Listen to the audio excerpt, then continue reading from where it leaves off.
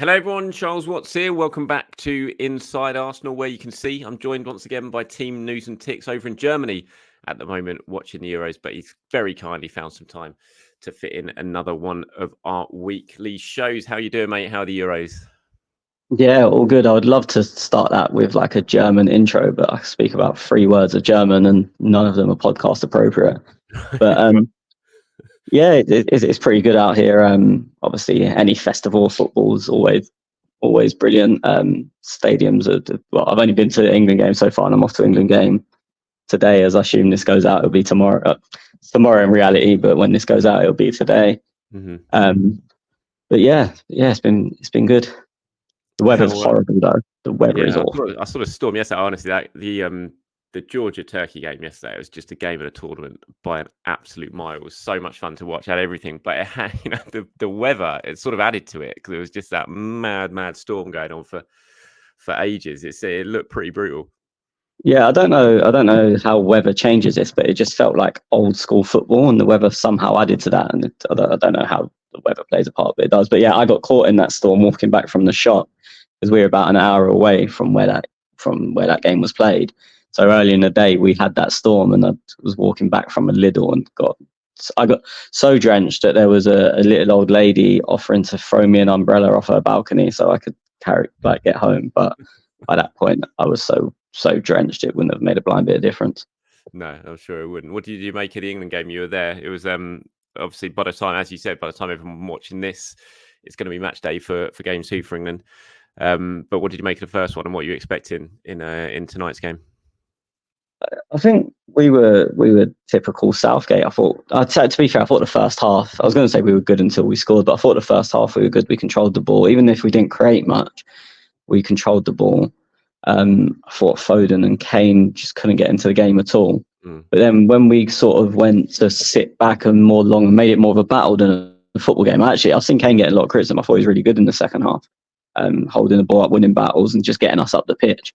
Mm-hmm. And he's a lot better than that. You would expect more from him. But I thought, compared to the first half, where I think he touched the ball twice, I thought he's quite good in the second half. I was really surprised with the subs. Like, obviously, Saka was very good. Jude was very good. And the Foden wasn't, and I'm not trying to make this a Saka Foden debate or anything else, but Foden just wasn't good on the day. And to last the 90, he looked like he didn't know where he was meant to play, didn't know if he was meant to be on the touchline or in field. There was loads of times where he was inside Jude, like Jude was wider than him, and he's like, it didn't look right at all. And I said to my mate I'm with, after about 10 minutes, it was still 0-0 at this point. I was like, with this structure or lack of, I can't see us doing well in the tournament unless it changes. And maybe Luke Shaw maybe will change that because it gives us natural width on that side. But with that structure, it was just all over the place. Mm-hmm. Yeah, I reckon Saka probably went off first just because fitness wise. I think he hadn't started a game for a long time, and I was kind of expecting him to go off around the hour mark. But the Foden, I was talking about it with another mate yesterday, and like you said, the sort of structure doesn't seem to work out there. And I was sitting there thinking, Anthony Gordon, as much as, I'm not the biggest Anthony Gordon fan, but I was sitting there thinking, he would just add so much more sort of just stability to the team. It would just look more, nowhere near as lopsided as it did before. The balance would be there with Gordon over on the left-hand side. And whether that meant bringing Foden inside and playing Jude alongside Declan, I don't know, but like you, I do worry if he's going to persist with that. And I imagine he will persist with it. I don't think he's going to rip it up and start again after one game. But I do worry going deeper into the tournament if he doesn't change things. I struggle to see England getting past the top teams. Yeah, I think the key word, and you mentioned it, is the balance that Gordon gives us. I mean, I am a big fan, but it's just a balance from being someone who plays there and also a runner in behind. Saka was doing it, and Saka can do it, but it's not his main thing. He's off the ball running in behind. He's sort of more ball to feet player that's going to beat him. And as I said, he can do the running in behind thing. But to have someone that naturally, that's what they want to do. They want to stretch defenses. Like the way Serbia defended, especially when we had like goal kicks or balls at the back, they were going 1v1 with everyone at the back, and their centre backs have done quite well against Kane, I thought, to be fair. But if you've got someone who's willing to run in behind or looking to run in behind off that, any flick on Kane wins then becomes seriously dangerous with Gordon's pace and as I said, his intention to run in behind. Mm-hmm. But where we just didn't have that, the centre-back knew if he sort of pushed Kane under the ball, the best Kane could do was hold it up and maybe give it back to our centre midfielders and keep it.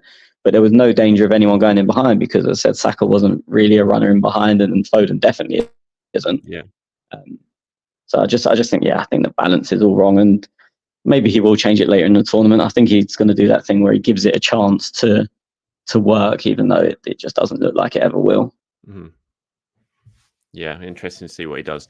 I was going to say tomorrow night, but tonight, of course, because we are pre-recording this, and should always flag that up, of course, for everyone who's watching this show. We are pre-recording this. It's going out. I'm recording it. It's 2:33 at the moment on Wednesday. So if we're not talking about Kai Havertz scoring an amazing hat-trick last night for Germany, that's why. It's because it's been pre-recorded and going out on Thursday before the Germany game, before the Scotland game as well. And of course, as usual setup, part 2 on this channel, part 1 on this channel right now. And then once we finish, we go over to Team News and Tix' Patreon. The link is down below in the description. You can click on that and head over there for part 2 of the show. Right, let's get started, shall we? And we'll go into some of your questions straight away. I've got here one from Jack, who says, "Hi, Charles and TNAT. Of course, everyone is desperate for attacking cover, but surely there has to be some transfer priority in getting cover for Saliba this summer. He played every single minute of PL football last season, and we don't have an obvious right-sided centre-back that can slip into that position if Saliba gets injured or needs a rest. With Walters probably going and the team slimming down massively this summer, there's no obvious cover. We also know Arteta is mad on prioritising defence as a platform for attack, just like Pep. Is there any talk around Diomande or Yeni Yoro, who has been heavily linked with Madrid, obviously, Liverpool and Man United and Man City at the moment? I suppose you can certainly put Ben White. You say there's no cover for Saliba. Ben White is absolutely cover for William Saliba, I suppose, if need be. And obviously you don't like to move him away from that right-back spot, but you can easily, if you need to be, and play Tomiyasu or Timber over on the right hand side. But do you think there's going to be any sort of focus on bringing in some sort of cover for Saliba this summer? No, you pretty much just said what I was going to say. I've always been told that they see that the options there. Whether I'm not sure if they'd put Tomiyasu there before Ben, but the options are there for the cover between, as I said, Tomiyasu, Ben, and Timber at a push can play at centre back, but can definitely play at right back. So you've got 3 of them that could all arguably play centre back and can all definitely play right back. So they're seen as the Saliba cover. Whereas you look at the other side, especially if we're going to continue with Ben inverting, you've got Gabriel and obviously Kirior. But the Kirior could play that left back role more, depending on what's happening with Tomiyasu. So I think, as I said, I've been told that the left side is much more of something they're going to look into if they can do anything there. Also, it's funny because I've got a question about Diomande as well, which I was going to touch on, but you might as well do it now. His name's brought up. I have never heard his name from anyone at the club. I think we've said this before, I've seen fans talk about him endlessly. Like, his name seems to appear all the time, but I've never heard we've been watching him. And I think my question went as far to say, he was close to joining, or there was heavy interest last year, but it didn't come off. And I was like, I'm not entirely sure where that's come from.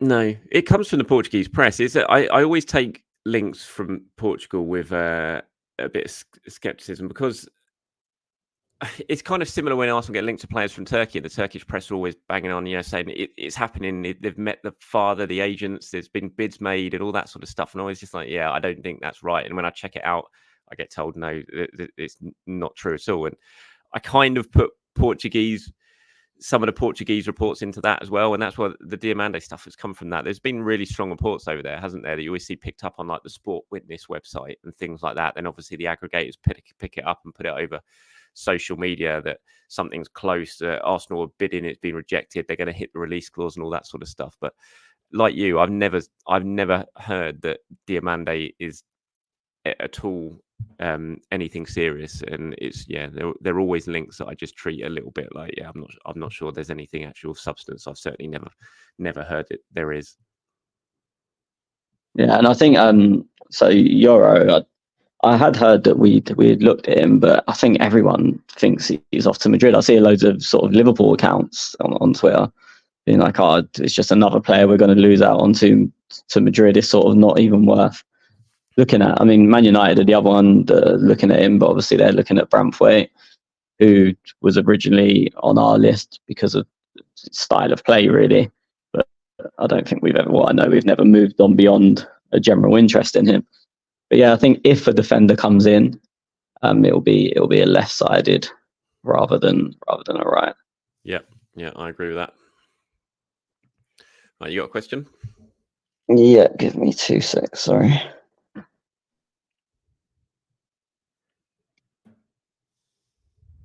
So this is more looking at obviously David Ornstein said about Reiss Nelson that options are being assessed essentially, and they've listed a few clubs, mainly London-based, and then the other was Nottingham Forest. Do you think that sort of news would have come from Reiss or Reiss's people, or would it be an Arsenal-based link? My immediate thought would be that would be coming from Reiss's people. That tends to be where that sort of stuff would come from. It was like, they've obviously had a conversation with Arsenal. It's kind of been agreed that if something can be found this summer, it's something that could be on the table, and then the agents will look to make sure that everyone else knows that, and it's out there in the public domain that he is available if clubs are looking at him. Similar sort of things have happened to me before. I'm not going to go into who and when, but when you have those sort of relationships with players' representatives and they want something out there, and it's especially if it's something that the club are quite happy to get out there as well, then they will sometimes just approach you and say, he's available, can we put something out? So yeah, my first thoughts when I saw that was that obviously Reiss's people have probably looked to get the news out, and there's no better person with a wider reach over here to get that sort of news out than the king that is David Ornstein. So that was my first thought. Yeah, I would have assumed the same, just because I've said it. Like my patron members will know that I've always said that Reiss is like quite a sort of homebody, likes a comfortable life. His people around him sort of rely on him. So I've always said that if he goes, I can't see him. I didn't think he would go because I could only really see him going within London, and obviously West Ham signed the Brazilian winger, and it's thought that their interest isn't as strong as it once was. So I thought Reiss probably won't go. But it was when I saw that 2 of the 3 clubs that David had linked, it was Fulham, Palace, and Forest, I think. And I was like, oh well, that would make sense to come from Reiss' side if they know that they're the sort of moves he wants. Would be a Palace and a Fulham.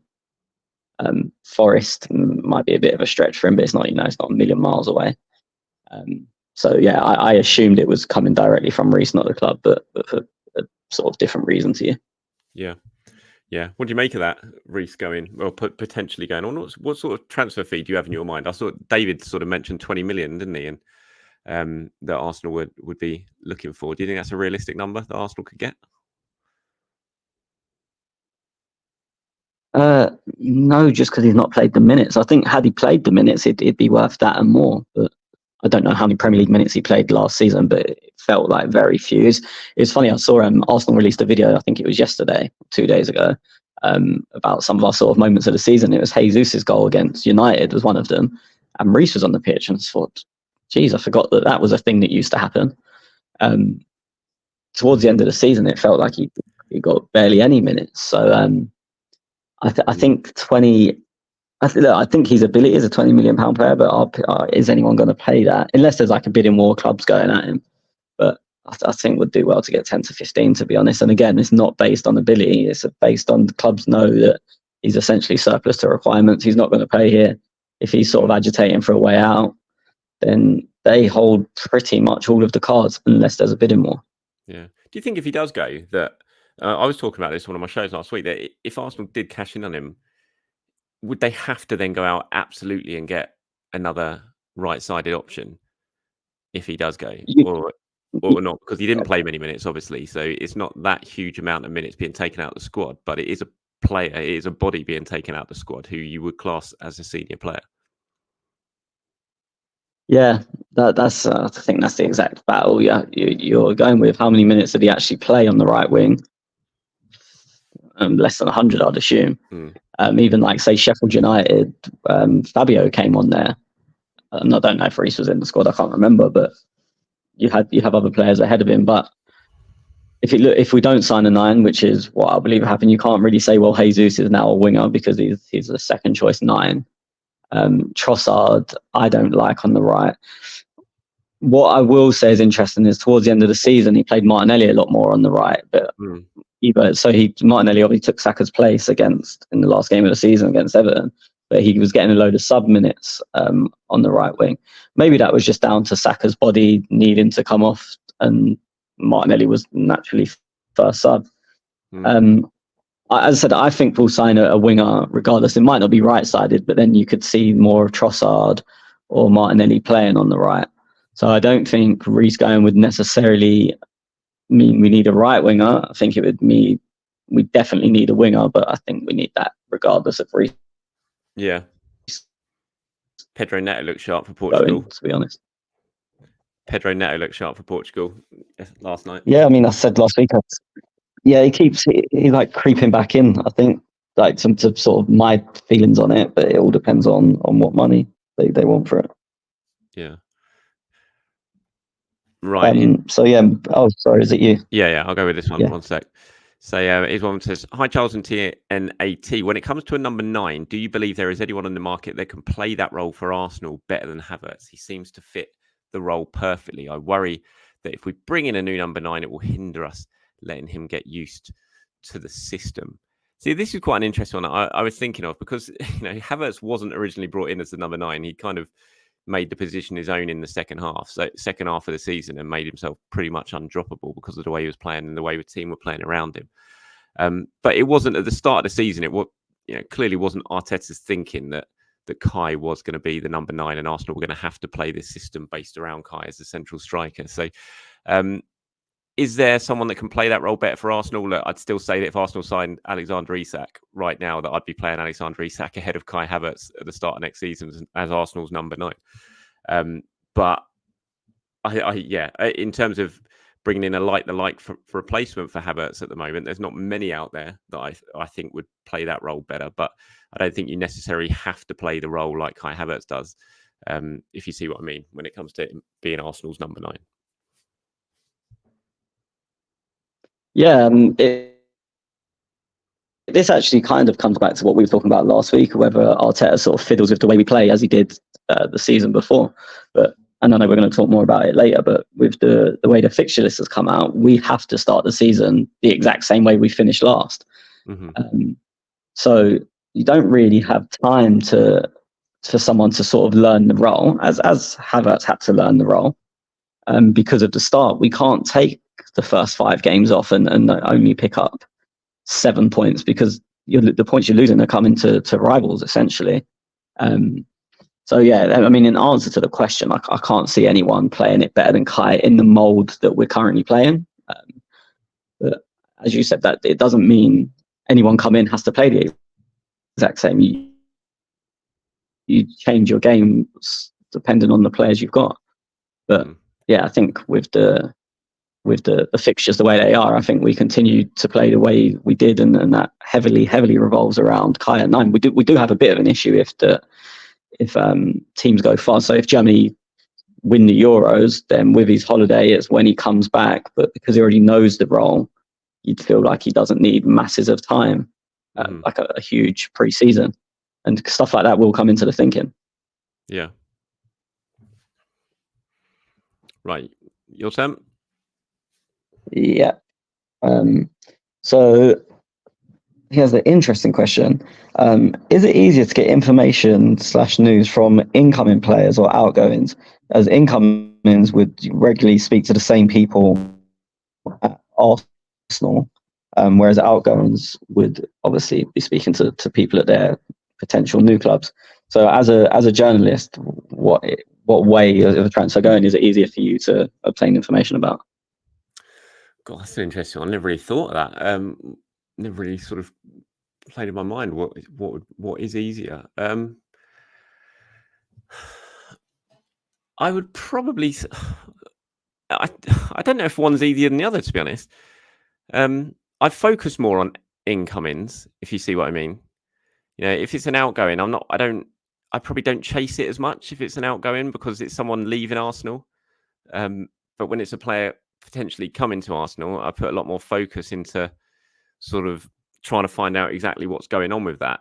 But whereas it's an outgoing, I don't know. It's not quite as high up on my priority list, if you see what I mean. So I probably focus more or put more effort into finding out more about incomings. And so I probably find it easier to get more information for that than I do about outgoings. But that's more because of how much work I put into it.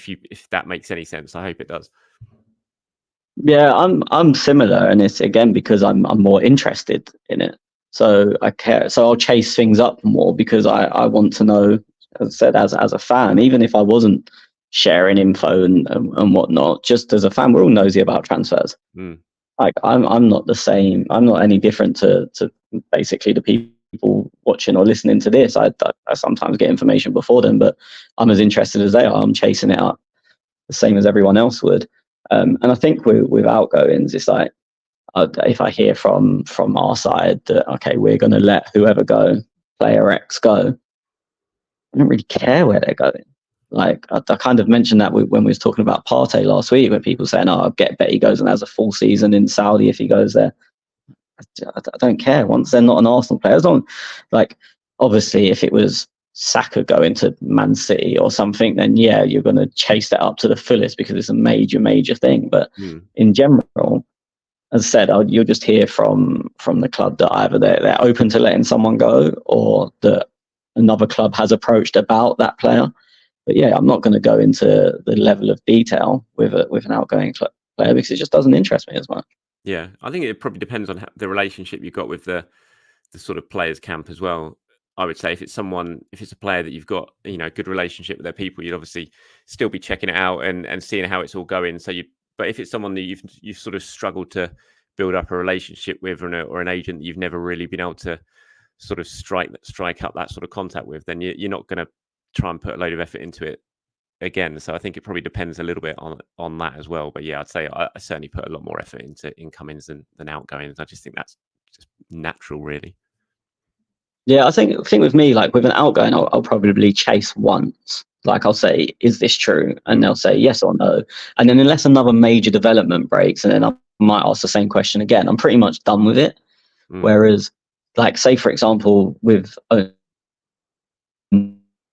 Nana, because his name keeps coming up. Brilliant interview done the other day, by the way. Because his name keeps coming up, I chase that like. Yeah, it feels like I'm chasing that sort of every 3 days because there keeps being new news stories. And even though I know that from the agent, the one time I don't chase it, it'll be the time that there's actually something. Yeah, that interview he did, the flash interview he did in the mix zone yesterday was hilarious when he suddenly just flipped on his head. My name's not even Andre, mate. It was really funny. So, the accent is one of the most surprising things I've ever heard. Yeah, it was properly random. Right, let's go with one here from Jonathan. He says, "Love the content. Hope you guys are doing well." Thank you very much, Jonathan. He said, "Charles, today you said that the information you have is that Arsenal won't make a blockbuster signing, but you guys have discussed João Neves as a possible signing before. Is the no blockbuster guidance only pertain to forwards, or is it all positions on the pitch this summer?" One more quick note: the Athletic is reporting that 6 is more likely than an 8 for Arsenal this summer, which players are on the shortlist that aren't blockbuster type deals. In terms of blockbuster, I think it's hard to kind of explain what I mean by that. Like, when I'm saying what I've been told is that there's probably not going to be another, a Declan Rice level signing. So, a triple figure £1 million deal for a player who just is, one of the very best in the world in his position, if you see what I mean. Arsenal's still going to invest, and I've been told they're definitely going to invest and strengthen the squad, well and significantly. But when I'm saying no blockbuster type signing, it's, I'm kind of, I don't know, a real sort of massive name, £120 million deal. That's the sort of thing I'm talking about. So don't get me wrong when I say that. I'm not saying that Arsenal aren't going to do much business. I absolutely expect them to strengthen. I expect them to strengthen fairly significantly with some good signings. It's going to really raise the level of the team and the squad. But I think, when I was mentioning Osimhen, I would say Osimhen is kind of like a blockbuster type signing, A, because of the price that he is at, and B, because of the name and just the sort of interest that type of deal would generate. So, João Neves, I wouldn't put João Neves as a blockbuster signing. He would cost a lot of money, and if Arsenal were to, prize him out of Benfica, it probably would end up having a cost about £100 million because that's his release clause. But he's young, he's a developmental type signing. He's not your huge superstar like a Declan Rice, and that's what I'm trying to get at. And so yeah, that was all I was trying to say. Yeah, I think it's a bit different with me because I've never sort of been told values of players in terms of what they're willing to spend on people. Mm-hmm. I think I said the first week we done this podcast, I was essentially told one ceiling raiser and the rest would be floor raisers. So I'm not ruling out. And again, the definition of blockbuster is, as you've just said, it could be high price, could it be name, could it be potential, could it be who you've beaten off to get that player? Like, it sounds weird sitting here. I wouldn't say Bruno would be a blockbuster signing, Guimaraes, but then others would, and I can't argue with that. Yeah. It's just blockbuster is a term that each person can decide what it means. And I said I have no problem if someone's come to me and said, "Oh, that'd be a blockbuster signing." I wouldn't argue. So I think that's just where the term, it means to you what it means to you. But yeah, I was never told anything in terms of like a value they would spend. I was just, as I said, ceiling raisers and floor raisers. Mm-hmm. Yeah. I think whenever I've talked to someone about it at Arsenal that I know, they kind of always point to the Declan Rice type signing as the one that is the kind of thing not to really expect this summer, if you see what I mean. And they always mention Declan and in that. So that's kind of how I kind of, that's the sort of deal that I'm not 100% expecting. But then I suppose, like you said, if Arsenal say were to trigger Bruno's clause or were to go for Bruno, would you put him hand in hand with Declan in terms of that sort of level as a signing? I mean, he's a top level international midfielder. You'd probably have to fight off strong interest from other clubs in him, and he costs big money. So yeah, it's a tough phrase to frame, I suppose. Yeah, because I don't know what it is. I really rate him, and I would really like to sign him, but I just wouldn't put him in the same category as Rice. No, and as I said, others would, and that's fine. So it's just like, I don't know. It's not anything on his ability. I don't know. As I said, you'd have to beat off Man City almost certainly for him if you were to get him. It would cost a lot of money. So it ticks every box that Rice ticked, really. But I don't know. It just doesn't feel as big. No, same. I agree. Just on the second part of that question, sorry. I think because they said the Athletic said that we're looking more at a 6 than an 8. I think it was James that wrote that, and I've seen him clarify that the club are open to doing either. They just think the 6 options are more obtainable at the moment. Mm-hmm. So it wasn't that the club prefer, and he actually went on to clarify, it wasn't that the club prefer one or the other. It just feels like one is easier to do. But if the perfect 8 option presents itself, then that's what they'll do. Mm-hmm. Cool. Right, your turn. Yep. Sorry, my phone's playing up. So Matt Taylor says, I've seen a lot of other supposed ITKs mentioning we're back in for Ruben Neves. I wouldn't mind that, but only if he was brought in as a squad player alongside a midfield ceiling raiser. Is there any truth in the links? At 27, he doesn't seem to fit the young profile the club are focusing on. I'm just going to have my take on this very, very quickly, and then I'll pass the floor to you. I think people are getting confused with João Neves. That's where I think that's come from, because I saw one in particular account yesterday say that Arsenal will be looking to watch one of their potential signings yesterday in the Portugal game. Obviously, he didn't come on, but then sort of all the replies were like, whatever his name is, Ruben Neves, and the guy was like, no, I was talking about João Neves. But I think people have just got confused. And I also don't know, I know we've been interested in him before, but again, I don't think anything was as close as ever was reported with him in the past. No, I've not even heard his name mentioned this summer. I have to say, I've not even seen it on social media, so I obviously missed that yesterday. There was definitely interest in him in the past. I think had Granit gone the year before he did, which was very, very close to happening, and then he didn't go, I think that put paid to any chance of Arsenal going for Neves. Had Granit gone, my expectation was they would have then moved, and not saying they would have signed him, but they would have certainly sort of firmed up their interest in Neves. But Granit stayed, and so it was never anything that was going to happen. So yeah, but I've not heard anything for this summer at all. Not even seen his name mentioned. No, as I said, I actually haven't seen his name mentioned. I just saw replies to someone saying, "Oh, is it Ruben? Is it Ruben?" And then I think that's where this has all come from. I see. Okay, I've got one from Tezzy says, "Hi, I'm curious about how scouting works. When scouts go to games, do they sneak in undercover with normal fans, or do clubs give them the VIP treatment, or something in between, or a bit of both?" Thanks, Tezzy. This is an interesting one. They definitely don't sneak in. Well, I say that some might, especially if clubs are trying to keep their interest under wraps. But scouts have to apply for tickets from clubs to get their seat, and they're listed as a scout ticket, and they go and pick them up at the sort of main reception, and the clubs are well aware that they go. And this is probably, as I said, not all the time, and I imagine you do sometimes have them sort of sneaking in to try and keep interest under wraps, but a lot of times scouts will come and sit in. Where I've worked before and I've had to go and get my press passes and stuff like that, you've had the media accreditation tickets in one box, and you can see the scout accreditation tickets are in the next box. So the clubs are there waiting for the scouts to arrive, and they'll give them their tickets. So they have to apply through that sort of process. So no, it's not some big clandestine spy type thing. The vast majority of it is done with through the other clubs, and they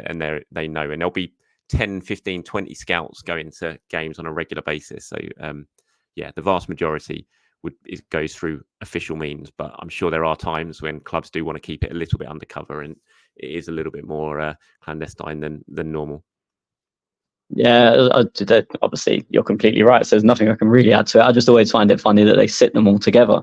Yeah. So you can have 10 scouts watching the same player and have completely different opinions depending on what their club's looking for.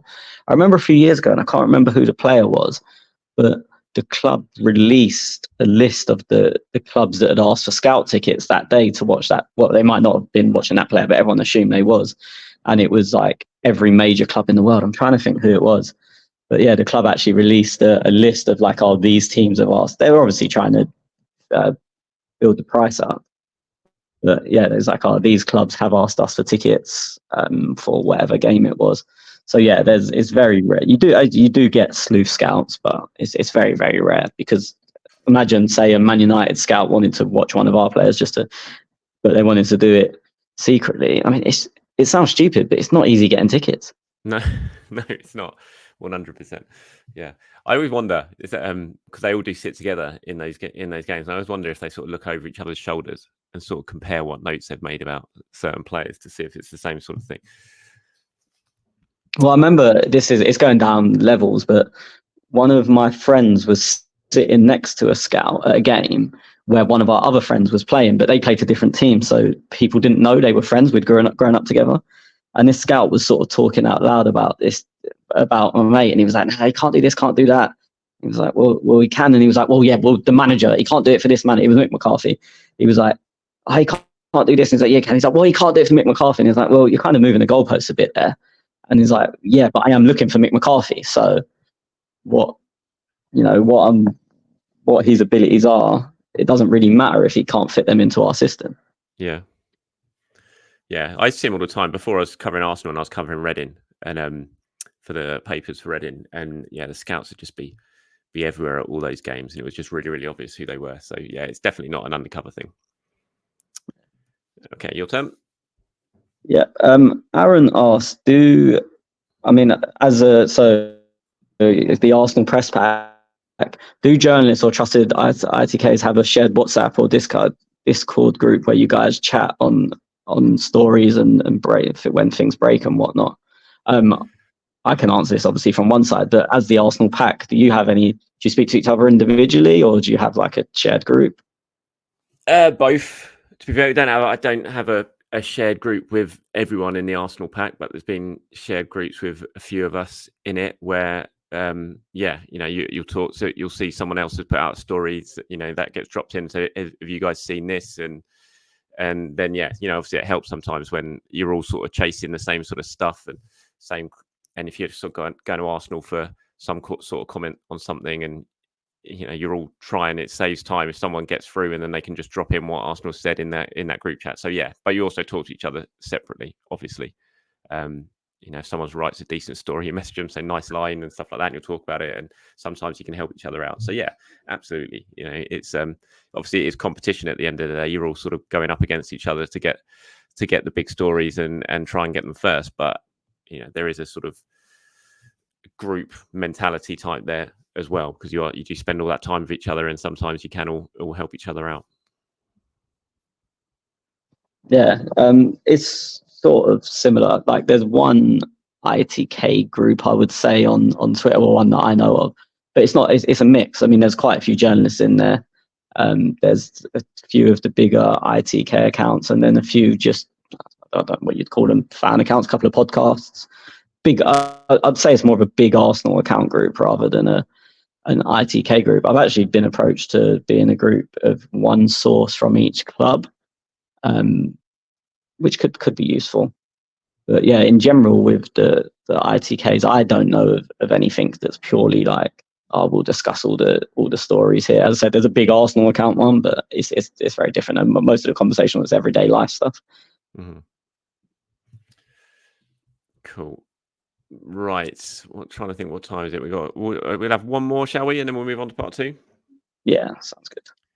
Okay, let's go with this one, shall we? It's from Jeff, who says, have you guys heard anything about a move for Ramsdale recently? Everything seems to have gone quiet, which is hardly surprising, really, considering it's all about the Euros lately. As much as I'd love it, I'm not sure I can see him wanting to be sitting on the bench for another season. Personally, I could see him being our starting keeper in all except the Prem. He's good enough, surely. Maybe I'm being a bit salty about him being replaced without really doing a whole lot wrong. Well, obviously, yeah, he is at the Euros, so that is, nothing's going to happen now until after that. So it has gone a little bit quiet.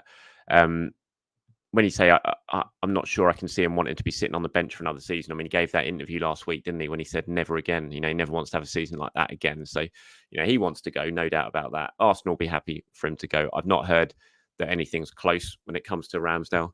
Now, obviously, Newcastle was bubbling away. It was, I think you were as well, sort of going into the summer, you were expecting that Newcastle might well be his destination. That doesn't seem like being the case anymore, but I fully expect him to go once the Euros are over. Whether that be on loan, though, rather than a full sale, we'll have to wait and see.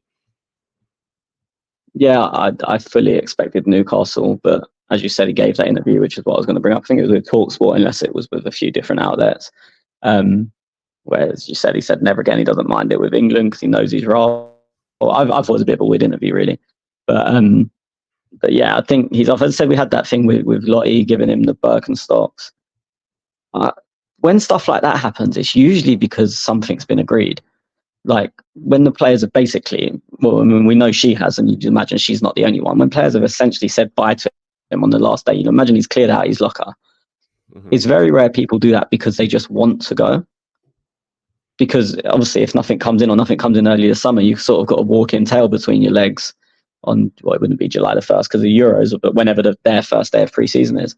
Mm-hmm. It doesn't seem like that's the case with Ramsdale because no one's heard anything, but it is very unusual for a player to be. I mean, it's obviously not Odom Wingy-esque, but it's not a million miles off it. Mm. Yeah, it's kind of like when you think about how Granit left after the final game of the previous season.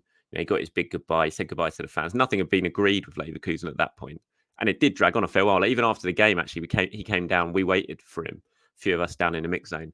And because we were hoping to get a sort of good final interview with him. He didn't want to do the interview, but he came down anyway to say goodbye to us. And, we all sort of wished him the best. And so, we were all expecting him to go. He came down and said his goodbyes even to us. So he was expecting to go, but it did still drag on quite a bit throughout the summer and nothing was agreed at the end of that season. Everyone knew Leverkusen were trying to sign him, but nothing had been agreed at that point. But yeah, with Ramsdale, it's completely different. Like, we've not even heard of the kind of Leverkusen stuff that we had with Granit at that point. It's just the expectation was Newcastle, very similar to Tierney the year before, but it's not happened. And now it's a case of, where is he going to go? And that's why I wouldn't still rule out a loan at this point. Everyone would rather it be permanent, 100%, but I still wouldn't totally rule out a loan for him. Yeah, I just feel like, as I said, we've clearing out the locker and whatnot. You just feel like it's something, or you assume it's something that would happen very early or before he comes back. But with the lack of solid links, he'll probably get 2 weeks holiday after the Euros, I think, because they'd have sort of seen it as 2 weeks before the Euros, 2 weeks after, and that's your month off. Mm-hmm. So especially if England do go all the way, it's July 14th. 2 weeks takes it to the end of July, basically August before he's back. But then there's only 2 weeks until the season starts. Yeah. So it's going to be one that's going to have to develop very quickly, if it is to happen. Definitely. Cool. All right, should we call time on this end and head over to part 2? Yeah, sounds good. Lovely. All right, everyone, thank you very much for watching and listening. As always, thanks for all the comments that we included in the show. I'll be back tomorrow, which is Saturday, by the time you're watching this, for my regular show. And we're all heading over to Team News and Tix' Patreon site now to carry on part 2. And you can click on the link down below in the description to get yourself over there. Thanks for watching, everyone. Speak to you soon. Bye-bye.